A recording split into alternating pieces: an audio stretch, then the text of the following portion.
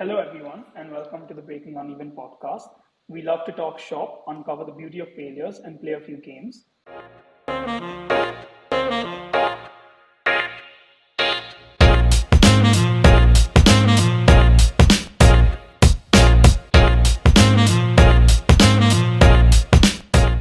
Today, we have with us the founders of Talented, Gautam Reghunath and PG Aditiya.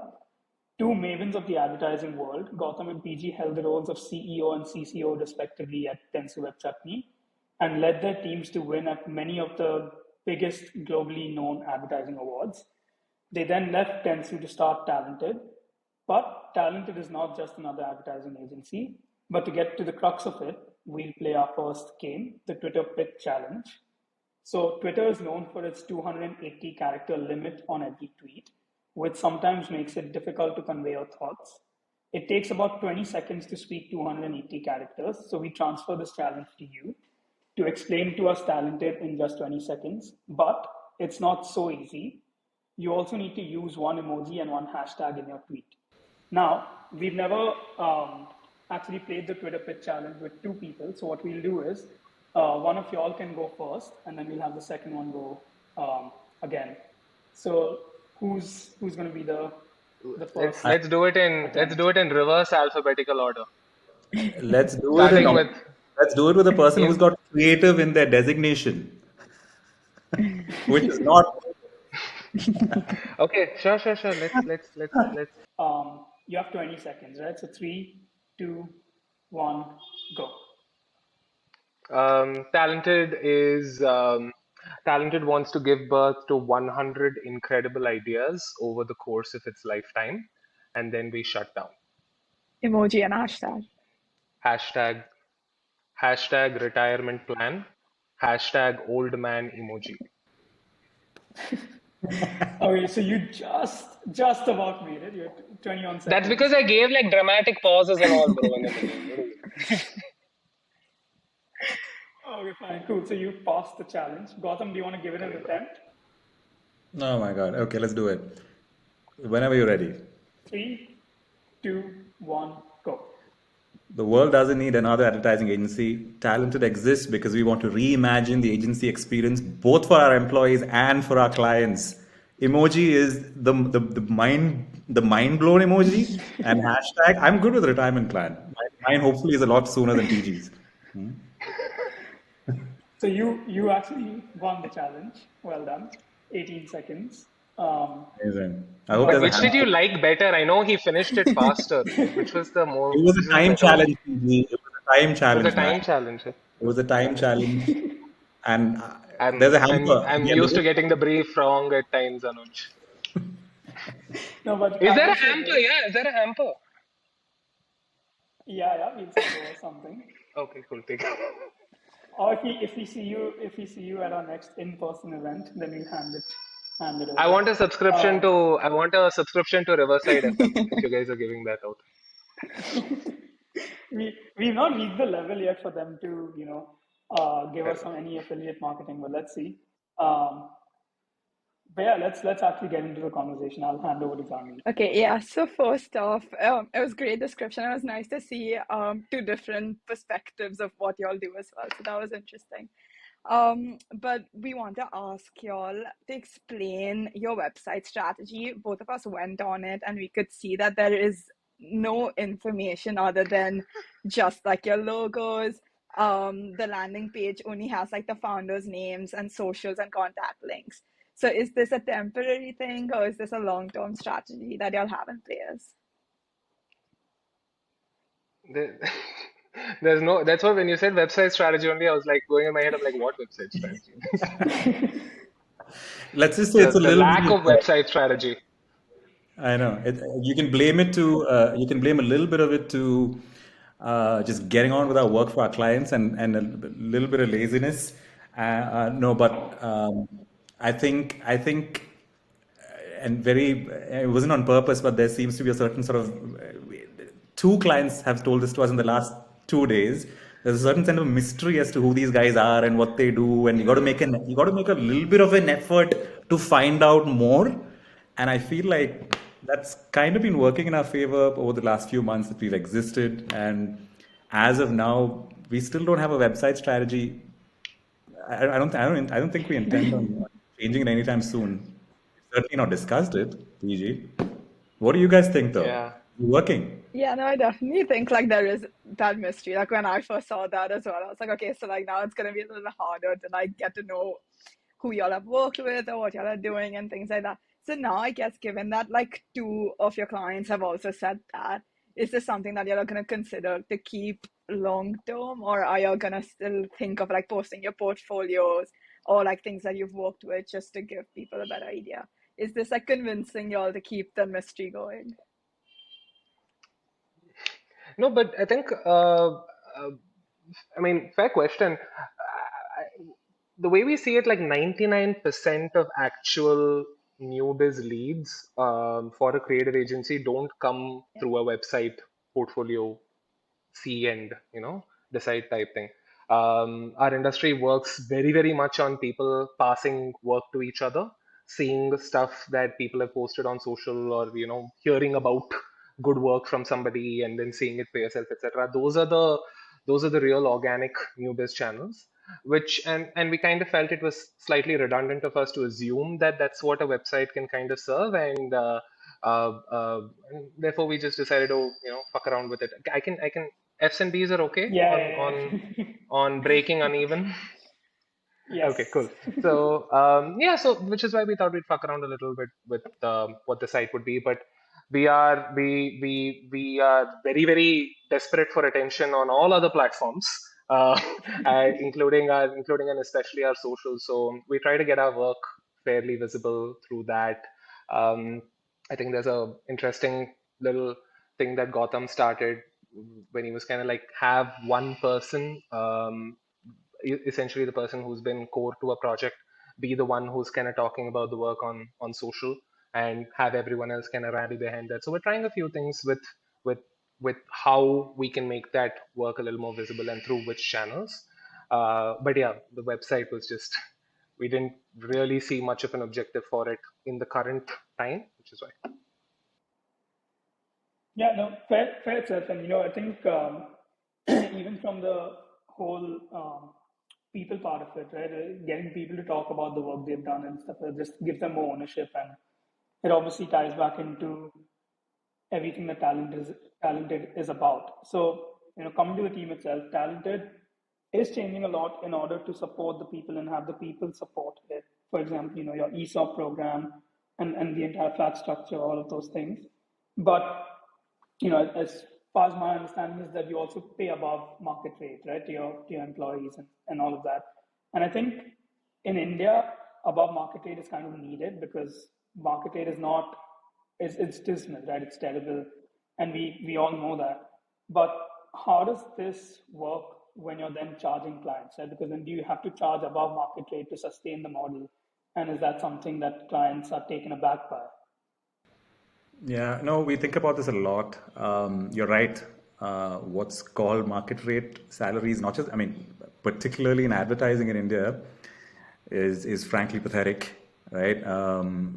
20,000 bucks a month is simply not an acceptable salary for fresh creative talent anymore. It's 2022, guys, right? Come on. So I think even in our previous work, there was a lot more that we could have done. But I think clients are slowly getting it that uh, to find good talent, you have to pay more. In our case, you're right. We're trying to make an attempt to sort of relook at salaries at certain levels, especially at the junior roles. And I see this frequently. Our HR lead, Arangsha, before we began, did a survey of the starting salaries at 40 to 45 agencies across India. And the number was somewhere in the region of 3.25 L a year, right? That needed a dramatic correction. I mean, I think PG and I, early in our 15, when we started 15 years or something ago, it was somewhere around there, right? So it's hardly had any sort of movement. Frankly, it's disrespectful. So I'm not saying that we've solved everything, but we want to make an attempt. It's one of our reasons to exist, to respect creative talent a lot more. I think clients get it, right? And they're willing to pay good money for it. but why would they? I mean, and the onus is on us to be differentiated as a product ourselves, and our product is our talent and our creativity, and so the onus really falls back on us. But I don't think there is a hesitation from the clients that we want to work with about not wanting to pay good money for good work. Yeah, I think Anuj, on the second part of your question, like which Gautam just touched upon, um, one of the whatever, like the to use his mind blown emoji from earlier, one of the realizations that I think dawned on some of us in the creative team a little earlier on is like when we look at like amongst all the tools that are like at a creative agency's disposal, better creative work is actually the fastest shortcut to higher pricing. Nothing else helps you demand a premium as fast as better creative work, right? So if you were to take the best what do you say, account executives and account directors in the biz, and if you were to tell them, hey, listen, I have a brand which is currently giving me a retainer of like, let's say, 5 lakhs a month, do your best work, where do you think you can take it like 3 years down the line? Maximum that person will be maybe able to like double it in like 3 to 4 years. That's if at their within their purview, relationships only help you cost that high, over a period of time. But if that same business were to have 10 fantastic pieces of work, only getting better and better and better with each one, that's that's exponentially higher pricing over a period of time, right? So the simplest way to look at it is the better work is the only way we can price ourselves higher and higher, and the way to get better work is only through better talent. And this is the flywheel that's just got to keep going round and round. And I don't know, I think we've been like generally as an industry, I think we've lost our inner monologue. We think we're a declining industry. We think that we can afford to not take high risk decisions. We think we can afford to be risk averse. And I think that's the inner monologue part of the problem. When I think if we kind of change, I think, and that's what we've done over the last 8 months, change your self image, assume you're a high growth industry, and then you'll kind of realize that I can't afford to be risk averse. High risk, high reward is the only way to kind of do this if you believe it's a growth industry. And I think in our minds we've kind of tuned ourselves to think that this is going to be a company that's going to grow really far, really fast, etc. And this is the only playbook to kind of get there. I'm so sorry. Just a tiny little point to add to that. It just hit me. We can't afford to be naive, right? It's the same. I mean, the industry is not sort of suddenly changing for us, right? Marketing budgets of clients remain the same, right? As it's not like that suddenly had a dramatic shift as soon as talent had started to exist. So no. But what that means for us is that we have to be, adding to what PG said, we have to be a lot more choosy in who we let into us, into our sort of talented community as creative folks, right? We have to find ways of making it work with market realities. We have to find ways of making it lean. We're very one of the very sort of first thing that you'll notice about the composition of talented workforce is there's a lot more creatives than managers, right? So more makers, less doers. Even the doers are slowly sort of trained to be makers, right? That is our differentiation, right? And so there is a lot of adjustment. It necessitates that we need people who can, a certain kind of creative who's not afraid to sort of try out new ways of working. Creators who don't mind sort of being the folks who lead projects and not just wait on their account management counterparts to sort of help liaise with the client. So I think a lot of internal adjustments. There's a lot of self-training that we've sort of had to undergo over the last year to sort of unlearn so many things in how we work, but it is possible. We're proof of it. Yeah, no, I think I fully agree. And I think another point is that this is something that stood out to me from your interview that was on Forbes, is that there's that little bit of guilt or self-perception that people have of this industry, which leads them to think that this is how the industry is, and that 3.25 is normal and stuff like that, and then it just kind of just plateaus their mind to that thinking. And PG, coming back to what you said about changing that thinking for yourself is what's going to change it. Otherwise, you're just conforming to the reality. But speaking of makers or managers and that great talent, that it obviously requires a strong recruiting filtering process. So what is it that how do y'all find the talent to bring in? I think we had to be like, to not give too much credit to ourselves on this. I think when we kind of started out, we were, our story is basically one where we thought there was one dream team that we kind of worked with over the last 4 to 5 years, and a bunch of us in that self-anointed dream team kind of felt that we wanted to figure what it would be like if we went independent, and so our foundations are fuck strong, dude. Like, I mean, I'm very, very grateful for the people who laid the first bricks of this with us, and which kind of meant that our first few pieces of work itself, kind of like, it was one of those things where I think those of us who were following us in the industry were kind of wondering, okay, cool, like, are these guys going to, like, the first few pieces of work are the proper litmus test to that, right? So I think I'm grateful that those, we were off to a good start with the kind of work that we started off with Tanishq and Razorpay and then I think up until very recently, we did a campaign with Swiggy, which went live about 10, 12 days back. I see a smile on your face. I'm guessing you guys have seen what I'm talking about. So why is this a Swiggy ad happened like until about whatever 2 weeks ago is when we kind of launched that. So over the last 7 months, the right way to attract talent is, I mean, I think the biggest compliment is when people write in saying, "Hey, I saw what you guys did for Swiggy. I saw what you guys did for ClearTrip, and that's the kind of work I want to do. Do you guys have an opening?" Right? Like, that's the most honest. Like, that's when it's working. The whole thing is kind of working. So I would like to be in a position where nothing wants, like, you should be able to see talented showreel, feel like there's a kind of work that you want to do, and then apply. Like, it should be that simple, I guess. And now the only thing is that most companies which kind of have relied on this kind of feel it's okay for them to drop the ball on a bunch of other things.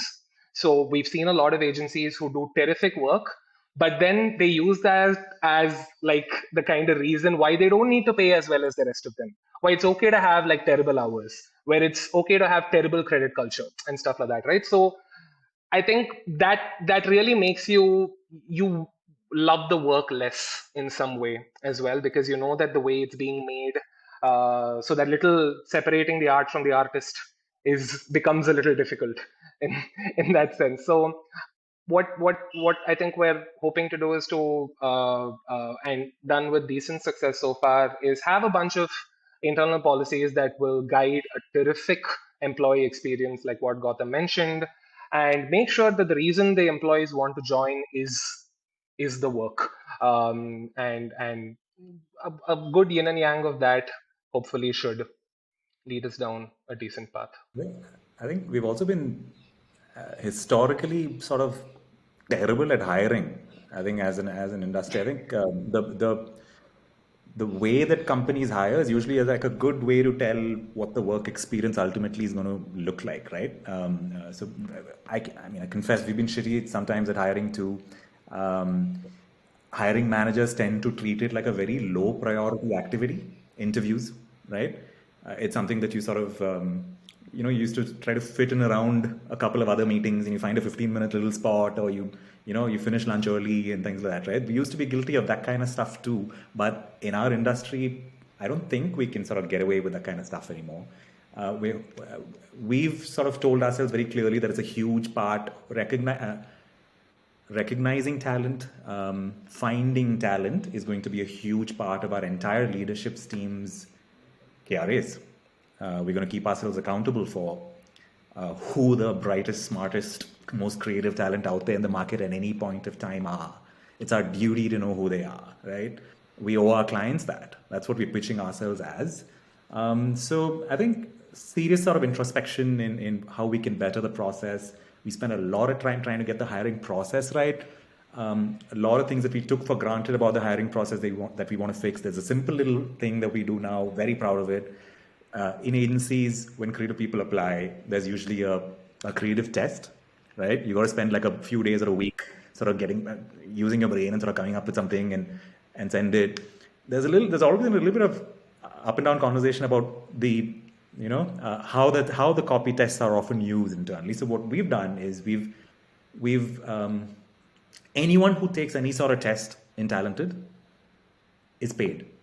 Is paid for that test. It's part of your interview process, but you're paid for it, right? It's just simple respecting time. So little things like that we believe can make for a better hiring interview experience, gives an early signal as to what working here could look like. And we're hoping that word of mouth, and it's a small industry, right? We want to be known as good people to work with. Simple as that. PG, I think you know that we were looking for a copywriter at our office recently. Yeah.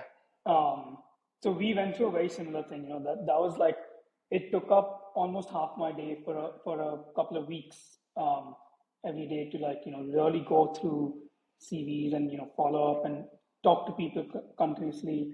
And yeah, we did a couple of tests too, which we paid for, but it's still really tough, right? So there's the fact that sometimes when you have a higher pay above market rate, you do get a lot of people that say they want to work there for the work, but really they're vying for the higher salary or whatever. And then there's the second part of it, which is, are they going to take your offer and leverage it for something else? And all of these other things, which is it's still very tough, right? There's a lot of candidates who really want to bring on board by the end of the process, but they end up not coming on board then. Yeah.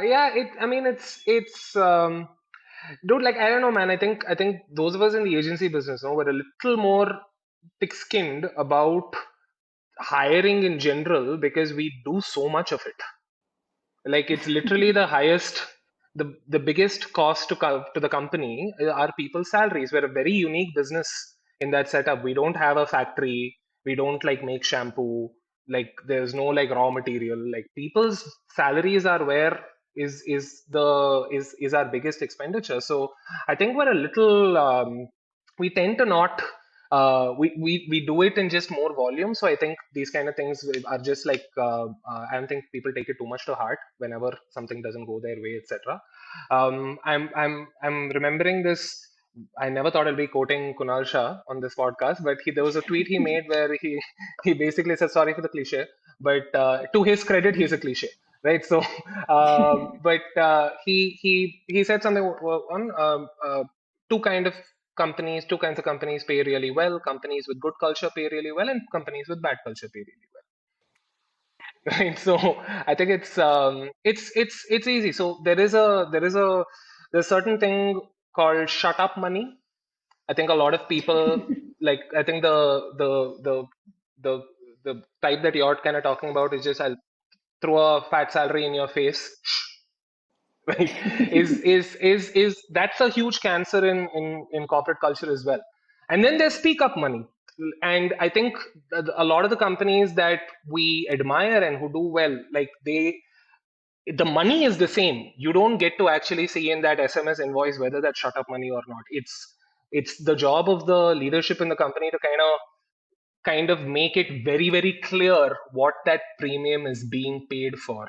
A lot of companies pay a premium for the wrong reasons. Advertising has also been guilty of paying a premium for the wrong reasons. We are notorious for an industry that underpays you for half your life and overpays you for half your life, right? So, um, so I think it's a little bit of letting people know why they are being paid a premium in the first place and what the expectations from that really are. We were fairly certain that there is a particular kind of a creative person who definitely deserves a premium. One of the things what Gautam was mentioning a little earlier about so just to digress a little bit, and I'll arrive back at this point in a minute or so. So one thing which a bunch of us were talking about a little earlier in terms of what kind of a what is the the average job description for a creative or talented going to be. And I think we were fairly clear that we're starting this because there needs to be a response. This is not a better version of the agency job. It is a better version of the in-house creative job.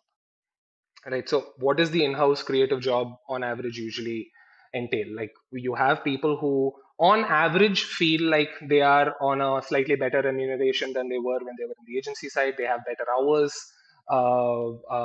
than when they were in the agency side, etc. And they're willing to, on average, take a bargain of slightly lower creative satisfaction than what they might have been previously used to in their jobs. Now, which I think kind of made us realize that creative people overall have very shitty options uh, in this industry. You only like, why are these the only option? Why isn't there an option for very very sensible expectations like a diverse opportunity to creative work for which you're credited generously, paid your fair market share without burning out? These are very very sensible expectations for that most creative people have, and I think talented is a response to that. And we've kind of seen um, fairly encouraging signs so far, man. Like I think we've seen a good split of people from in-house teams applying and agency teams kind of applying. So we sense that from a hiring perspective, this is what I think we are approximating something that we think the market wants, that the talent in the market wants, and which is why we're slightly optimistic. Um, of course, there are going to be cases where people misuse the policy from time to time, but unless that volume kind of outweighs people who are doing it right, I think we shouldn't. I don't think we don't see any reason to question the theory about it at this point. Apart from that, apart from full-time employees, I think one of the things that and this is one part where we do need to get better at. We've been agreeing on it for like 8 months, but we're also slightly restless to see more progress on this front. Is um, a way more stable, meaningful relationships with consultants, specialists, freelancers, and experts. And for instance, the Swiggy campaign, which I was talking about earlier, the person who did the illustration of the "Why is this a Swiggy" ad billboard, he did it under the creative direction of our colleagues at Talented, but he was an external consultant. Nishikant Palande did a fabulous job, and I think more examples like that where we collaborate more with other creative people who are not necessarily working in Talented, and to be able to find more consistent formal shapes to that is an area that I think we can improve on. I think both of y'all touched on like a really important point of like employee well-being overall. And I've worked with like a couple of companies that are now putting together a well-being strategy, whether it's physical, financial, emotional, social. And I think that given that even though y'all have just started recently, y'all have taken into account all of this, which is like pretty impressive, given that nowadays this is what people are looking at. And it's not only about one aspect, but like it's not only about the money, but it's also about um having that like work-life balance and not being burnt out. And like I like I've never heard that quote that you mentioned before, but it like really resonates about the shut up money and speak up money. Like there it's two different things, and it like yeah, as you said, like people will pay the same for both of that. But as an employee, you would rather be in the speak up side where you're proud to be part of that company and you're talking about it and your experience. So yeah, like yeah, pretty impressed by like how y'all have set it up. That's pretty cool. But going back to what PG you said for your Twitter pitch challenge of 1,000 creative works that you want to do and then quit, is that some like A, what was the thought behind that, and B, is that what both of y'all plan on doing? Is that like okay, 1,000 pieces of work and then this company is gone? What's the story behind Oh that? man, Jan, yeah. Janvi, you really touched a nerve with that question because Gautam doesn't agree with me on this. This is just me going off on one tangent, and he'll like be silently disapproving it. But no, man. So I mean, I don't know. I think it's a hundred creative ideas, not 1,000. But no, so I think it came from a very like honest question that a bunch of us in the creative leadership asked ourselves, which I was also ruminating on for a while. That what do I actually really, really care about? And of course, I think there are things that we are very good at. But if I had to be honest on what I really care about, I care about making sure that fantastic creative ideas are out in the world. And and I think if deep down a lot of creative people kind of feel the same. So and this makes sense to me in my head, but I like to work backwards from a goal, rather than assume that we're moving forward. Like one of the things Gautam told me, when I like he liked the 100 ideas part of it, he didn't like the and we shut down after that part. Okay, because I think there is a particular school of thought that what a company as an entity can go on forever, right? And most large companies, like in their vision and mission statement, etc., there is no mention of when they're going to shut down, at what point. So it kind of felt interesting to ourselves that let's give ourselves a goal after which we can. I mean, that's one of the things that we always say after a fantastic piece of work is what we joke about it, but we say, I can retire now. Yeah. We say that, right? I'm perfectly fine looking at that as an actual goal, 100 and how many fabulous ideas can a creative agency they've done on average in a year? In a great year, a creative agency does like 3 or 4 in a great year. But even with that math, you're looking at a life cycle of about 30 years in that sense, right? So I think it just helps us remember that I'm going to be paraphrasing something that Niels Leonard, who's the one of the co-founders of Uncommon, said. It's like you have to remember what is on sale in your agency. Is it relationships? Is it strategy? Is it no? It is the work. The work is what is on sale. So I feel very comfortable kind of having an overall like purpose to the agency that is kind of centered around that. And for the purposes of my own anxiety, I'd like to give myself one huge, possibly seemingly, near impossible North Star, but something to work kind of backwards from. So that's why that. There's a whole bunch of similar mission and vision statements and taglines from our big folder of early thoughts. Filing it under another one of which is our current favorite, which is do great work and get great sleep. Yeah. So plenty more where that came from, guys.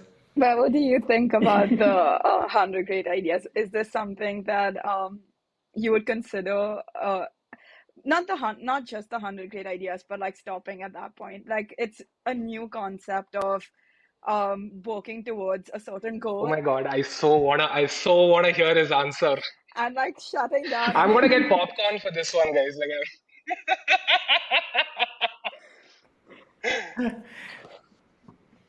A go for it, hundred G. What do great you think? ideas.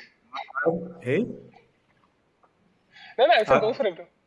our current count, Janvi, is 0.5. I'm very comfortable with 100 great ideas.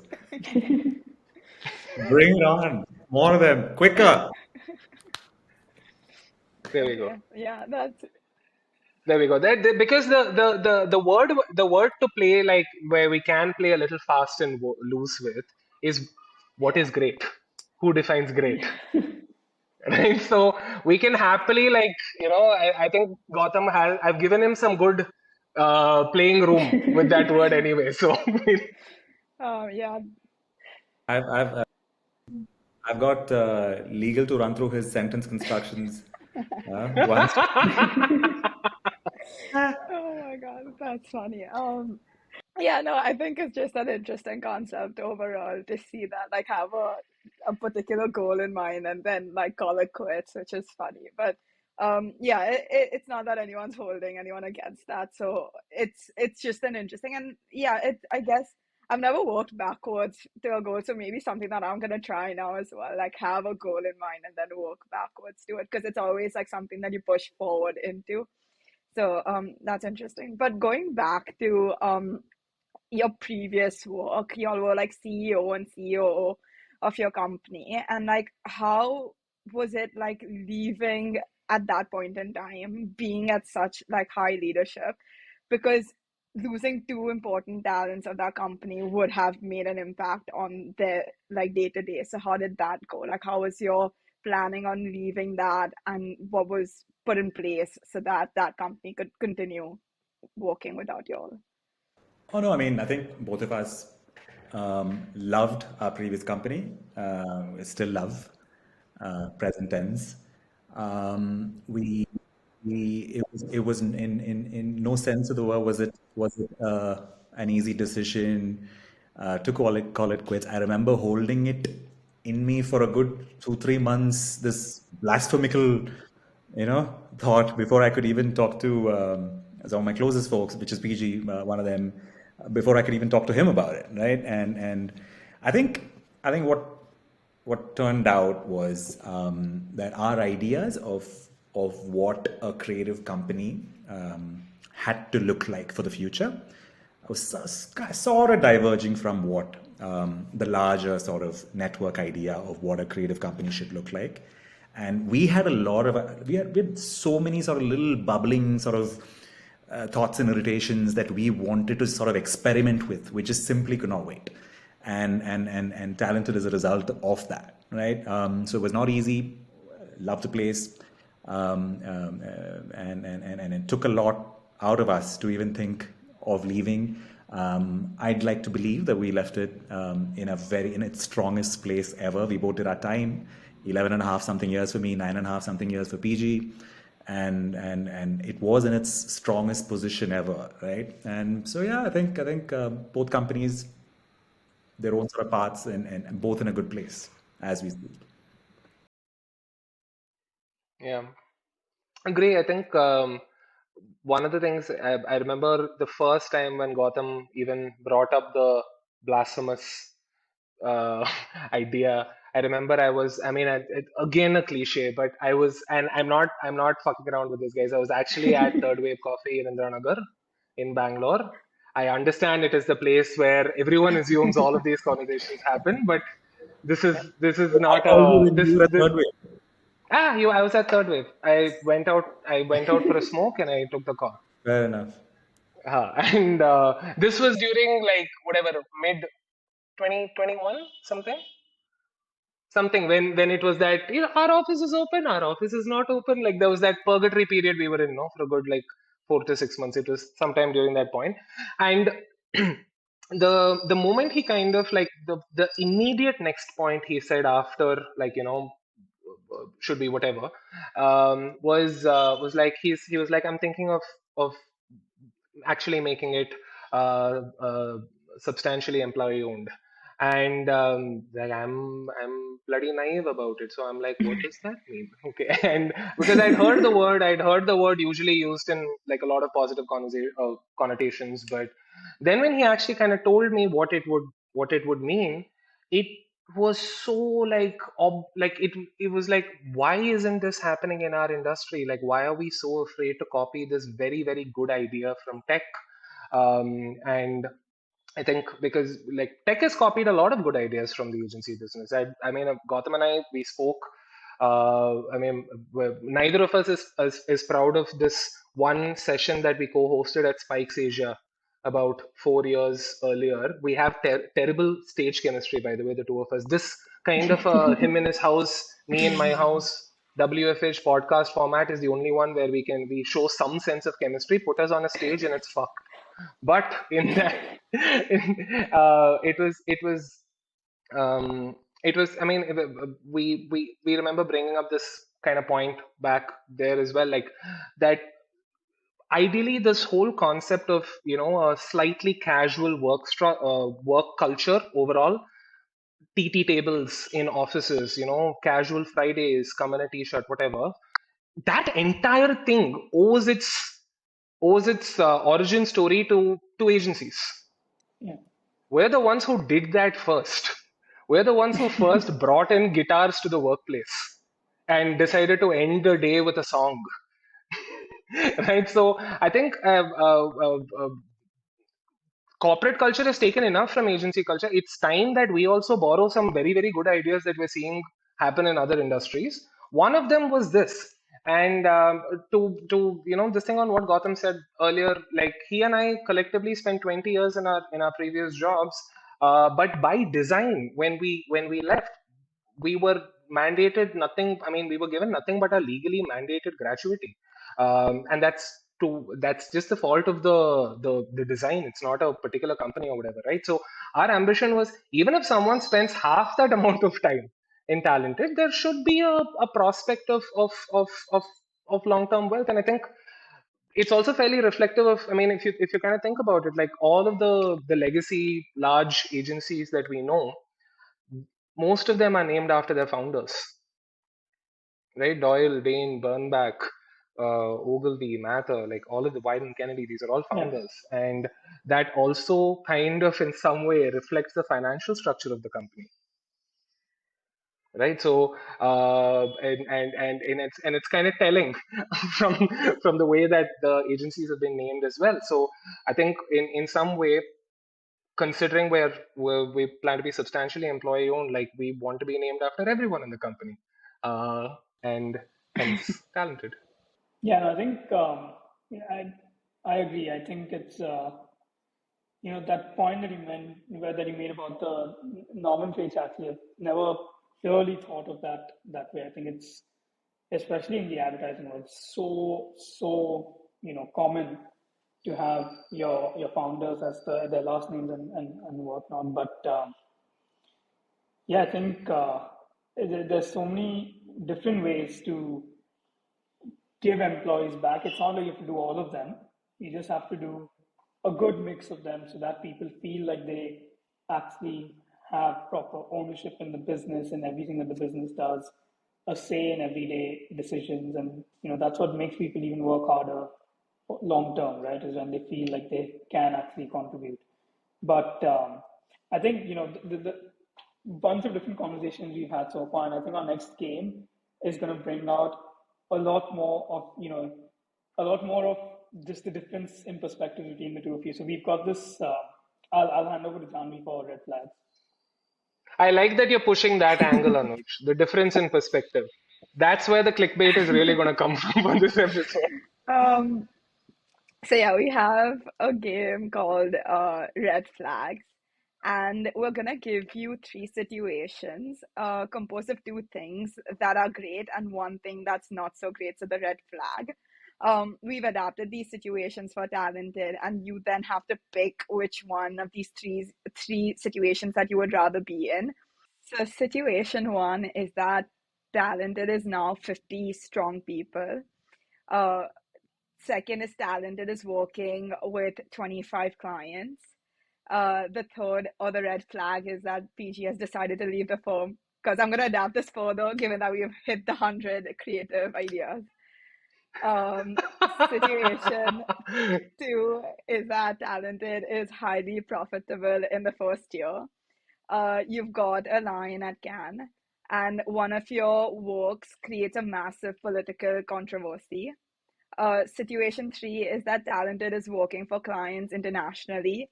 Your talent is also international, but both of you have a 6-month long creative block. The second one. We That's have okay. some experience in I that agree. already. Oh, I agree. I agree. Also, very happy to say that a lot of a lot of the seemingly fictional scenarios are actually true Yeah, already. I was just But thinking the same yeah. thing. Yeah. but and no, I agree. Second one, man, for sure. Political We've got controversy. experience with the red What flag too. We're well prepared. Yeah, it's still, I mean, yeah, that's massive political controversy. Yeah, I see myself slightly looking forward to that, to be honest, in some way, if it helps the work. When we were drafting these red flags, given the kind of people you all are, I really wanted to think that red flag again, because I thought as much that this might be actually not even a red flag for y'all. So I guess we kind Yeah. of No, dropped the this ball this on one that is one. this one is Yeah, fine. give us a redder flags. Give Yeah. us like a redder Come on, flag, like a yeah. nice.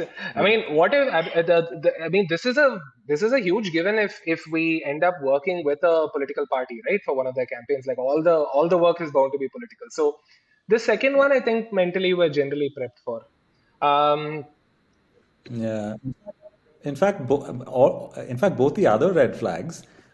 I mean, we're both very. I think one of the lucky situations that we're in is that we've got such an amazing group of immediate leadership, and and part of our jobs is and sort of first 1 2 year objective is also to sort of make ourselves as redundant as possible in sort of everyday day-to-day work, and we're very proud of the amazing leadership team that's beginning to form already, right? So the other two red flags, yes, make them redder, guys.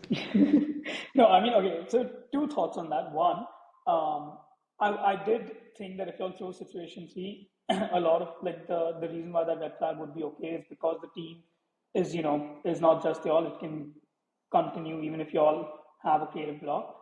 But in terms of, Gautam, what you said about it being seemingly fictional and like, a lot of it is true, we could have found out all of this information if y'all had a website with a lot more information. no, no, but I'll tell you something. If I have a Uh, 6 month creative block, I don't need to decide to leave the firm. Gautam will fire me straight up. Okay, so both of those are kind of this thing anyway. But yeah, yeah, And yeah. vice No, dude, versa. but he's right. Like I think we are both very humble students of Siddharth Rao's school of thinking about this. Siddharth, who was the co-founder of Webchutney and like generally like you know godfather in so many ways, and one of the loveliest guys, is like, and he's an expert at what Gautam just said about like empowering other people to actually own something that you know that's being built. And I think that's something that we'll also have to get better at as the years go by. Yeah, I think it's also interesting that y'all chose situation to. I think it's from like our conversation so far. I think you like that challenge of doing something outside the box because everything that y'all have spoken about, like your entire company's journey or like the people that y'all are, reflect very well onto that. So yeah, it's nice to see that y'all are not gonna take that as a challenge, but hopefully when y'all like when we get y'all back again in a couple of yours when talented is bigger, we'll try and get a little more creative with our red flags. Yeah, and then in that episode, no, if I end up being some diplomatic piece of shit and I give you a different answer, please play this clip back to me and tell me, PG, tu badal gaya. Now you've become some thing. But anyway, no, but it was. This is an interesting game. I'm gonna try playing it generally more often. yeah, this game is called Two Lies, One Truth. Um, and both of you have to play this I individually, feel like right? we need to So take a shot, dude, we every want to time. understand I feel like we need to take a shot every time, no? Like I think slightly. You all should have timed this for 6:30 on Friday, guys. Like just worked with that. This thing better. Sorry, go on. but yeah, so we want to understand like some of the biggest moments y'all have had at Talented, right? So yeah, so whether it's challenges or your biggest achievements, whatever it is, you have to give us three statements, out of which two of them are lies, they didn't happen, but one of them is the truth that did actually happen. So because we have two of y'all here, why don't one of y'all do the challenges, and one of y'all do achievements? Challenges and achievements, eh? Okay. Yeah. So, for example, Gautam, if you were to pick challenges, give us three statements.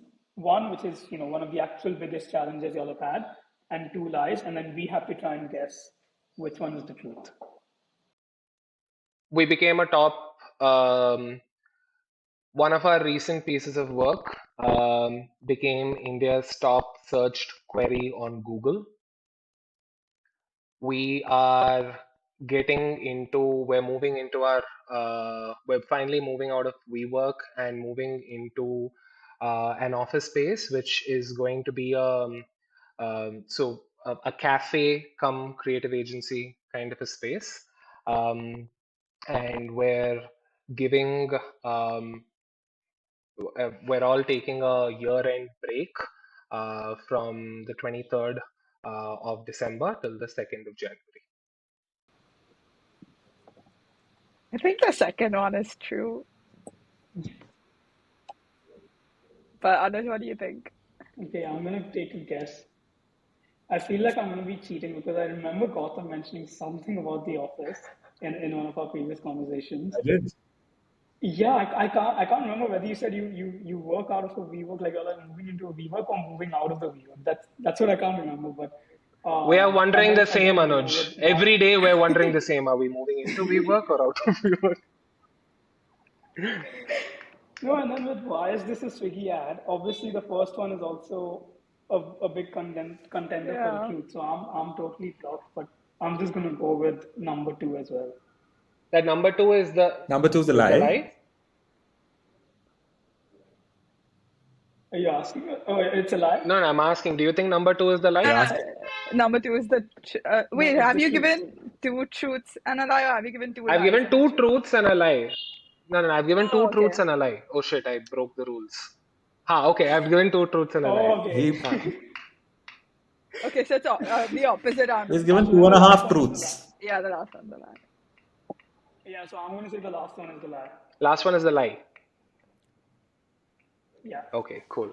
We will have you know that we are giving a year-end break to no, that's true. So 23rd to 2nd we're off. We're all going to be off the grid for a while. We also did become India's top searched question for why is this a Swiggy ad. So that is also true. What is not entirely true is this cafe creative agency space. I was also trying to tease Gautam a bit. Why not? Correct. So I pitched this idea, he said no. So I figured I'm gonna bring this up on this podcast and try to elicit better reactions for that so that he can be persuaded. So yeah, that's currently a lie, but it should be true, Okay. right? It's two and a half. It's two and a half. Ramesh, Anuj. I think it's a pretty cool idea. I'm not gonna lie. Like it's again different from everything that's conventionally done.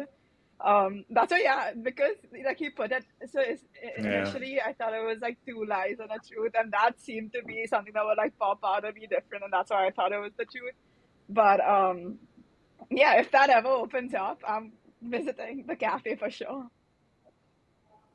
Thank you, Janvi.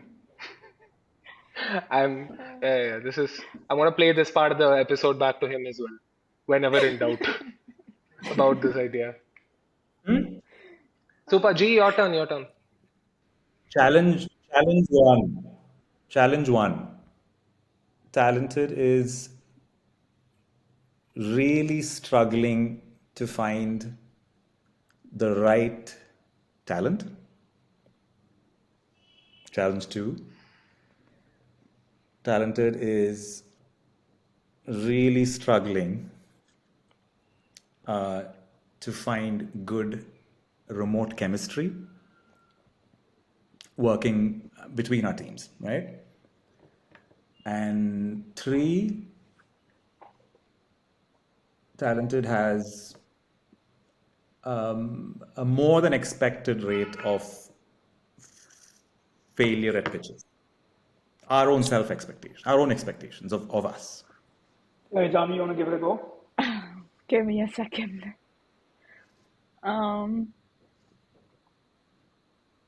I think the third one would be a lie.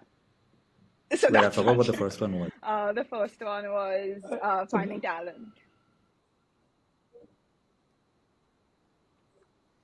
I would say so that. one of Great. them is the truth, right? So I don't think it's the talent thing because what One of them is the truth.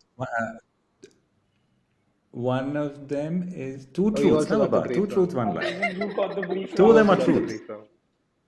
Can y'all make this? Can y'all Oh, make this game two truths, there's one just lie? one Like, lie. can you just say that part again? Wait, it's actually before, man. It's On two truths, one lie, isn't Breaking it? Uneven does it Unless differently. this is Differently. a Yeah, Gen Z version it's of It's it. a less generally honest two truths and version. a lie. We've flipped it out so that, yeah. Yeah.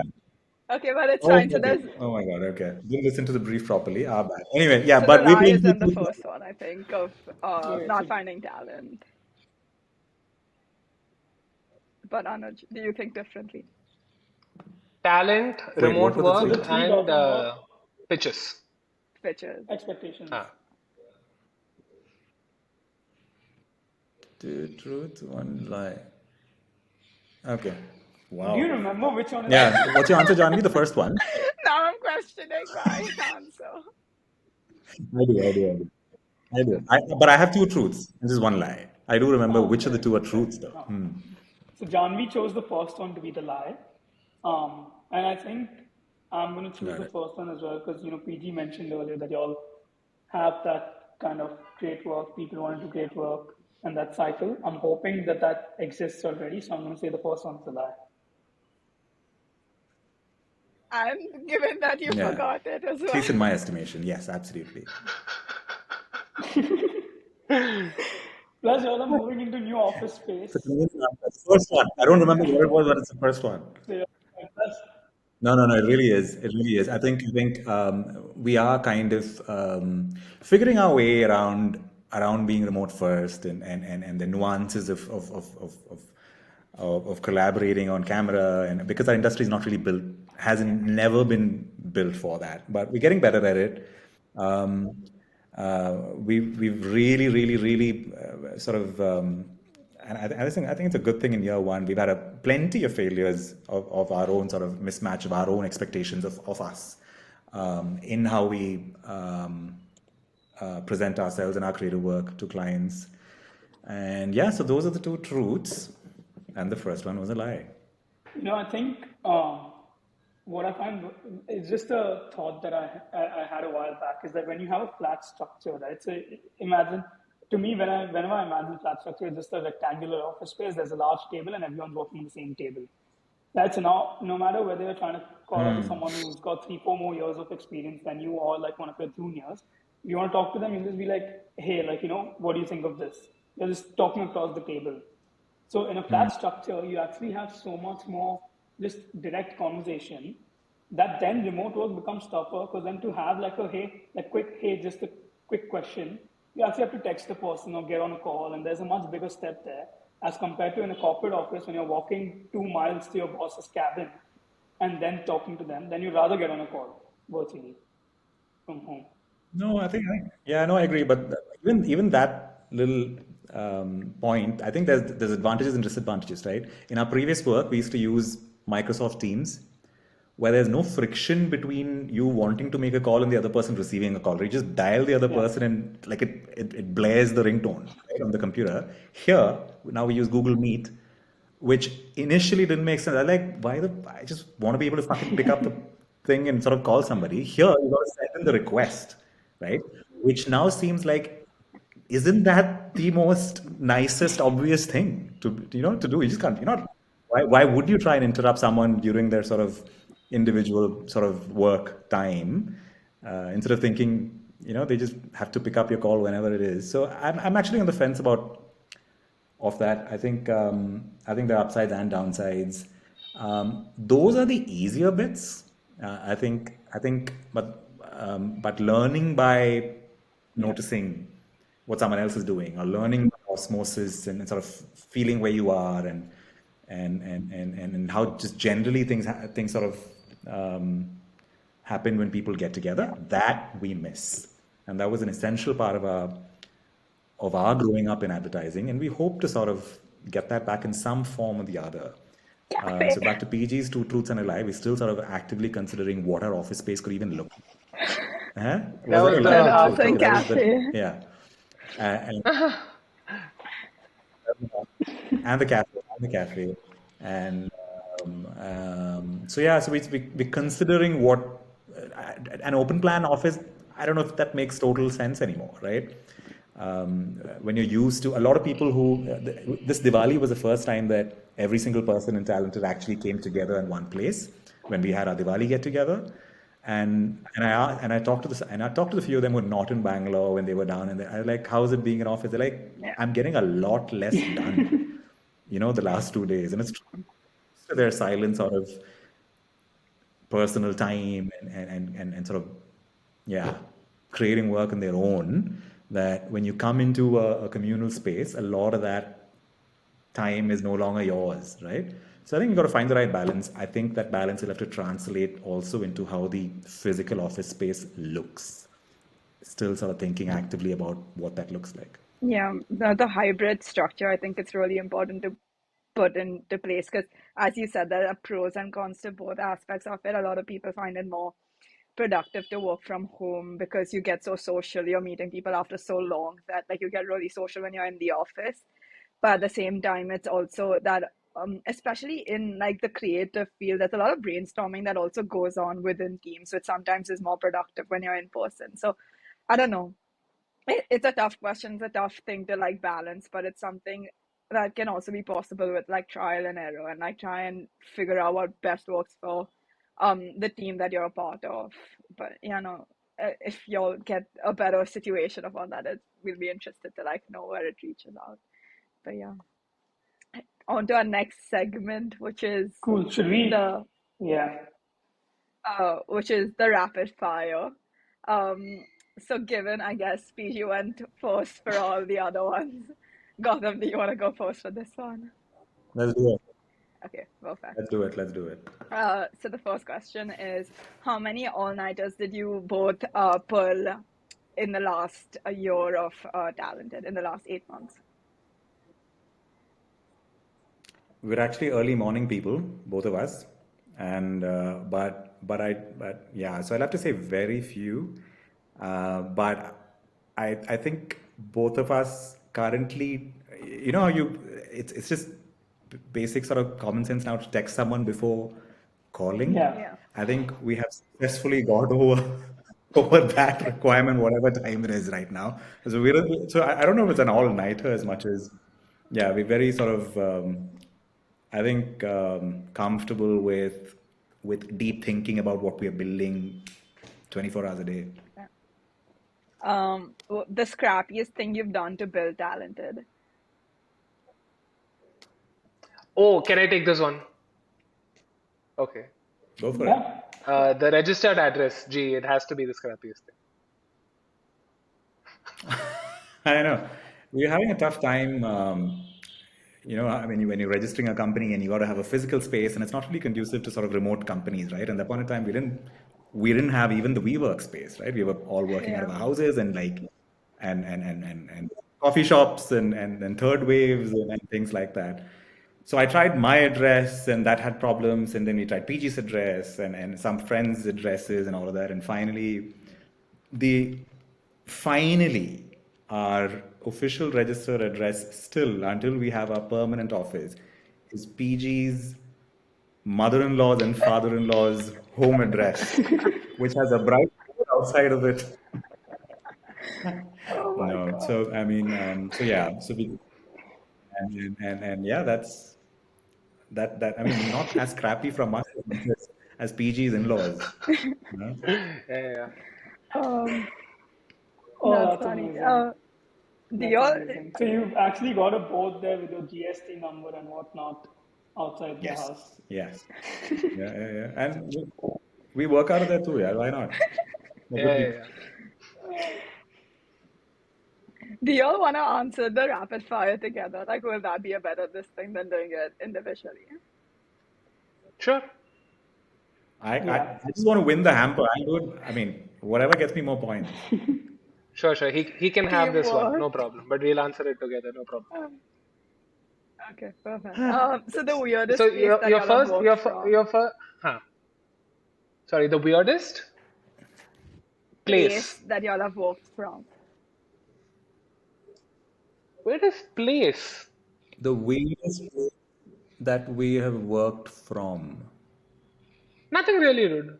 We have a no, but there was a little, early on when we were, I think in the first month there was Airlines. a lot of Airlines.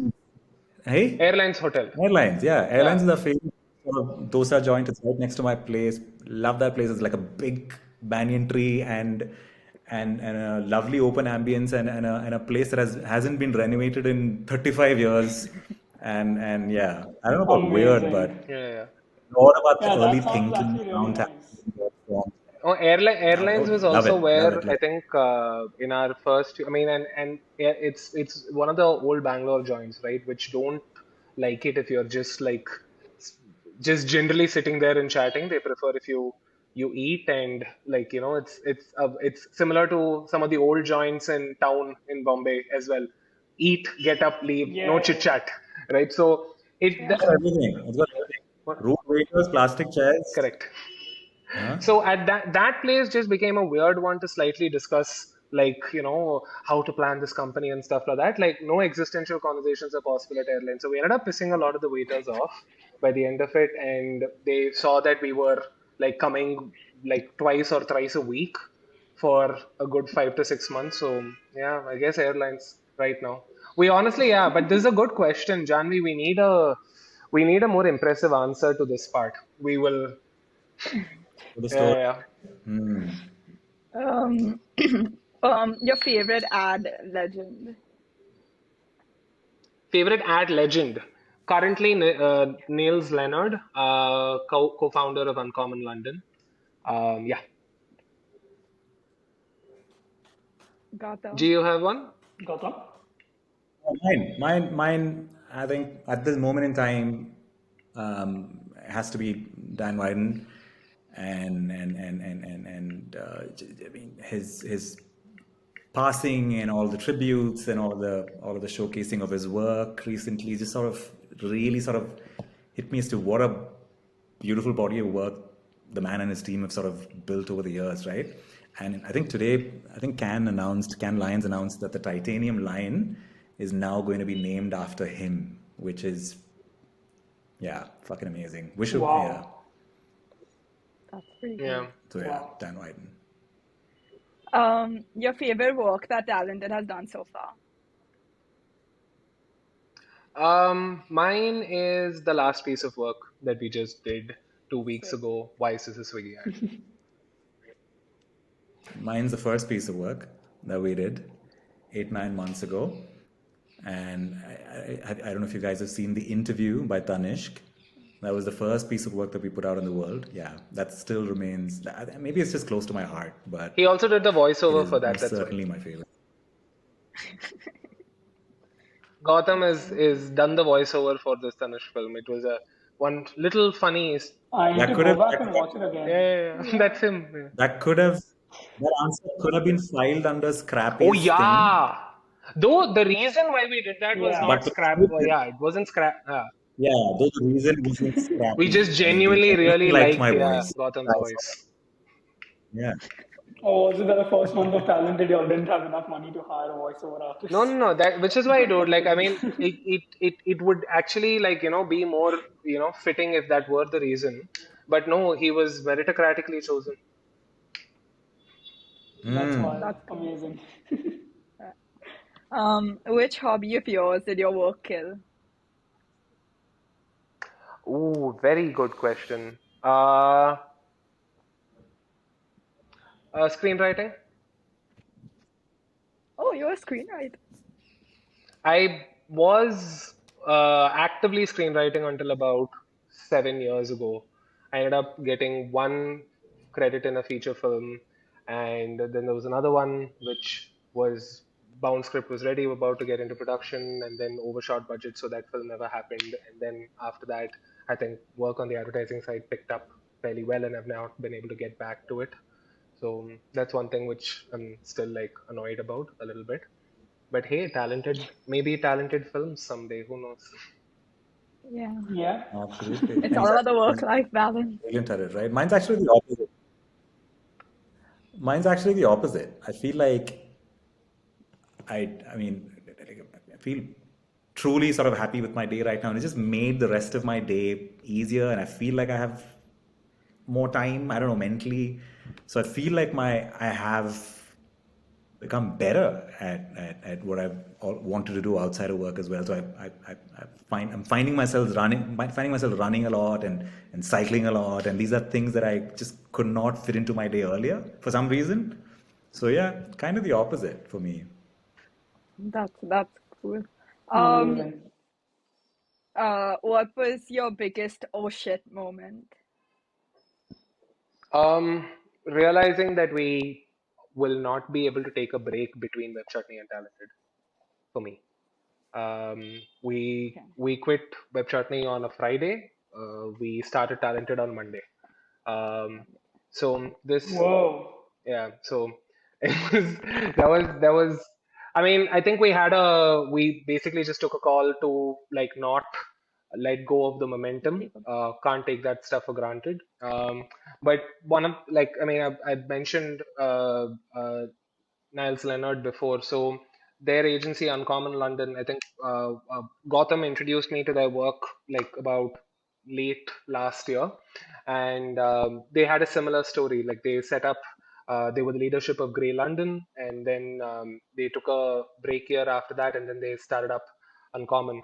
And I think Niles talks a lot about how that break year kind of just helped settle a lot of arguments and settle a lot of you know um, questions that one has about how to go about work, how to build a company, etc. All of that. So I think one thing which I will never know the answer to is what would Talented be like if we had taken a 6 month break between Webchutney and Talented, right? Like I will never know the answer to that. So it will be one of those questions. It's not a no shit as much as a what if kind of a thing. And yeah, that's one. So one of the things we've generally seen is like we've had to kind of like I think a lot of the things uh, which practices which we kind of had in our previous job, which we wanted to know, should we continue that, should we let go of that, etc. All of that. So these are things I would have liked the opportunity to do that with before starting the company. Like ideally, like in one, let's go to like Gautam and I have discussed, like yeah, we should do one founders ayahuasca trip in Brazil, and like that's where we will write the vision mission document stuff like that. So we didn't get to do that proper pause and begin kind of a thing. Whether it's for better or worse, time will tell. But yeah, that's one. Yeah. I remember an early oh shit moment when we just simply couldn't get the name talented passed Yeah. through the registry, and we were it is a generic word, and so we had to have a suffix to the word, right? So we talented advertising and talented media private limited, da da da da da. Tried went through. It was genuinely getting frustrating, and we finally narrowed down on what we now registered officially as, which is an amalgamation of and a tribute to one of our favorite shows. Our registered name is Talented Webco, which is like a play on Roystar Waco, which is the Waystar Succession, Royco. which is the Oh my God. Oh, Succession. yeah, Waystar Waco, which is Yeah. So yeah, so we are yeah. looking at. He But I do has the remember, Succession ringtone, that was guys. the It's that first bad. name that got approved. And that's the first name that got approved amongst 10 name suggestions. And like, this is sure, man, we'll run with it. Yeah. Oh my God, that's pretty cool. Books or podcasts? Did I say Roystar You said Waco? I Roystar said Waco. Roystar Yeah, Waco, you didn't I? said Roystar Waco. Roystar Waco. Yeah. It's all right. Season four Books or teaser is podcasts? just dropped either which way, so good timing. Wait, season 4 came? I could never get into Succession, honestly. Season 4 teaser came. There's Oh, barely I've anything in it. watched it. Next week, is it? Oh, the teaser. Okay. Yeah. I thought the episodes came. I was like, yeah. But our next question is books or podcasts? Books or podcasts? Podcasts. Hey? Oh, I mean, books by a mile. And then what are you doing here, Gautam? Just call PG. Yeah. Nah, Books by a mile. You guys haven't. I mean, I'm waiting for yours to release officially, guys. Let's air it out Yeah, ASAP. soon, very soon. iPad or notebook? iPad or notebook? Notebook. Yeah. I mean, not even notebook, just a whole bunch of, yeah. She. We're both quite. I It was think even really old. you've Yeah. got you've got a bunch of opposite side sheets patched together as well, no? Yeah. PG? I think I've seen you with them a few The times. pad. It's a literal exam pad with Yeah. papers on them. That's the. Amazing. Too much printing for entrepreneurs and yeah, too many one-sided A4 sheets available. Fair. Your favorite social media platform? Twitter. Yeah. Buy my. I've Are you never gonna Twitter. pay the got. $8? Twitter. No, but Twitter used as LinkedIn is great. But you got to use it as LinkedIn. Don't use it as Twitter. Yeah, yeah. I think I get what you mean. Um, it's a very I really don't understand why a lot more of our generation isn't as they don't have as much affinity to Twitter as the previous lot, but it's actually such a that I find the thread where you can just keep adding to the thread and different people are chatting. I find that so much more nicer than like this commenting stuff on other platforms. Hmm. Um, Mm. but who knows what will happen to it now, guys? You might need to Yeah. find another one just as backup. Yeah. Dude, like I mean, I'm like I don't know, like I'm trying to not like have a hot take on this because like if everyone has a hot take, your take is not really hot, like it's Yeah. some general lukewarm opinion. So I'm legit. Gautam, would you pay the $8? I Sorry, mean, I'll just ask. Yeah. per- personally, I haven't yet felt the need for. It's $8 for verification. No, I've never really felt the need to be, you know. But if it's added services, better messaging and better discovery and a lot of which some of the other social media sites possibly are better at, better moderation, for example.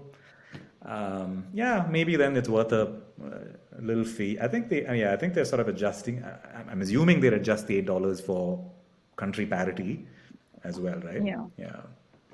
Otherwise, what? It's going to be $100 for us per year. I mean, expensive, but I can force myself to find value in it, I guess. And especially if like PG Fair. says, we use it as LinkedIn. Yeah, serious value.